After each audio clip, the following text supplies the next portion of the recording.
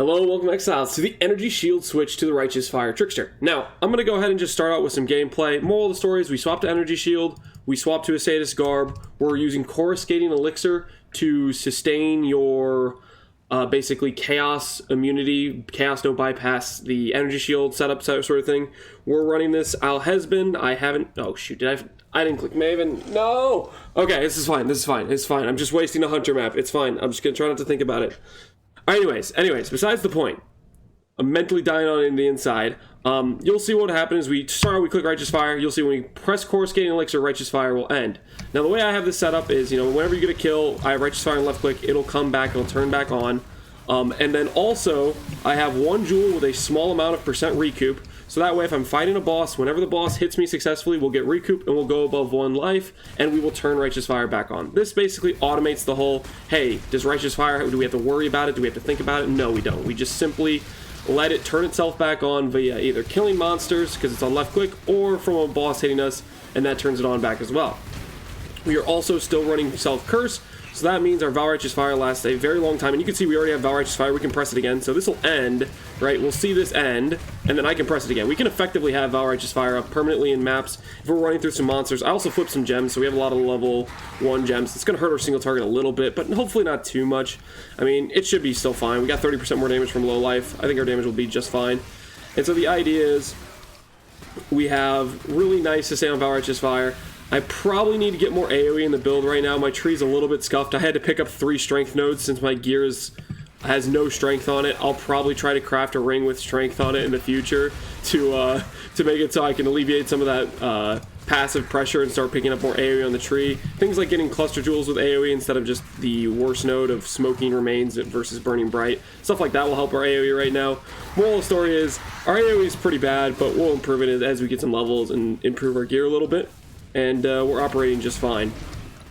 Our defensive layers right now are full spell suppress cap. We also have 90% evade chance, and if an enemy hits us, we go straight to 95 with Wind Dancer. I think it feels pretty good. About 6k ES. When we're near a boss, we have roughly about 1200 ES per second, which works pretty well with how effective our energy shield pool is. Oh, I just realized I don't have temp change on. Temp change is very important because it means our flasks will be up 100% of the time. And you'll see once he hits us, that turns Righteous Fire back on. We gotta let him hit us first, though, to do that. I need to... I'm realizing now, dude, the speed shrine is killing my mana. The second I run out of the temp chains, if I'm not really paying attention to it, we have a 100% of mana problem if we have the speed stride on us, which is not like the end of the world, but you can see it's like it does cause some mana issues there. It's one of those things where I probably might need to end up picking up Insightfulness. That might be the difference in basically fixing our mana problems, getting a decent amount percent more higher mana pool, along with getting 10% reduced mana cost on top of the reduced mana cost we have via our Quicksilver Flask, via our Jade Flask. All these things are giving us nice bonuses. They're giving us evasion rating, they're giving us speed, they're giving us sustain, all res, and then we're also using coruscating elixir to negate the chaos damage bypass in our ES, and we're using Taste of Hate to help us get some Fizz mitigation. I have Fizz mitigation via Taste of Hate. I have Fizz mitigation via the helmet mod here. We also have Fizz mitigation for attacks if they hit us with Wind Dancer, 20% less damage taken there, and if they hit us, we have Unshattered Will, which gives 20% damage reduction there. And then on top of that, if they hit us with a spell, we have about 66% spell suppression prevention if we're full ES, which the majority of the time we are. Between Ghost Shrouds, between our sustain, and between if we suppress a spell and we recharge, we're going to be at full ES pretty much the vast majority of the time. I'm going to take this into Ubers, see how it does. I think the main thing I have to fix right now is I have to get a 6 link. I have to level my gems back up because they're all basically flipped. Is a lot of what I did is I flipped a lot of them and link them up. I eventually probably should try to get Awakened Gems because they are big damage boosts as well. But for right now, I don't really have the finances for Awakened Gems. So this is what the character looks like in a mapping scenario. I don't know what the mods were on that. I don't know if they were particularly hard or bad or not. I meant to do that as Maven. I kind of screwed up a little bit there because I ran it as an eater map, and that's okay.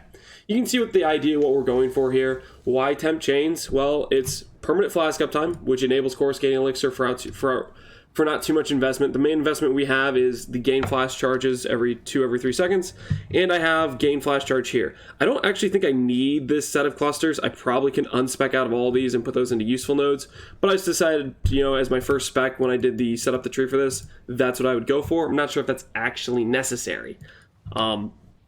And then the other thing it gives us is it gives us permanent uptime on the Unshattered Will buff, the 20% damage reduction, and the status ailment immunity, and the stun immunity. I think it feels too good to give up, so that's why I went for that as our shield.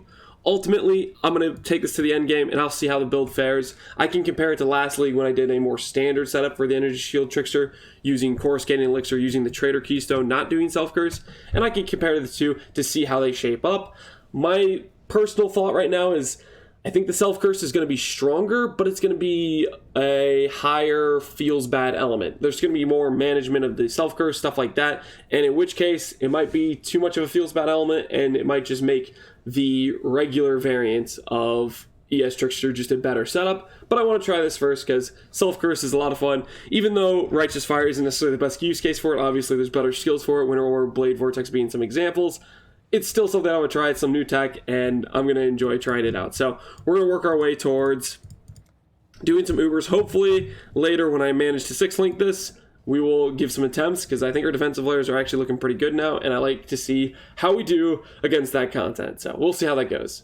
Hopefully you've enjoyed this video. This was a pretty big swap for our character, swapping from this side of the tree back to this side of the tree, going for Suppress rather than for Phys Mitigation and Armor, going back into the Evasion ES setup of Trickster. This is where I think Trickster really belongs, really shines. We swapped to Spellbreaker, Escape Artist from Swift Killer and Heartstopper. Those are the changes we made, and I think this is where Trickster shines the most, is these sort of Ascendancy passes, because I really think they're the strongest ones Trickster has to offer.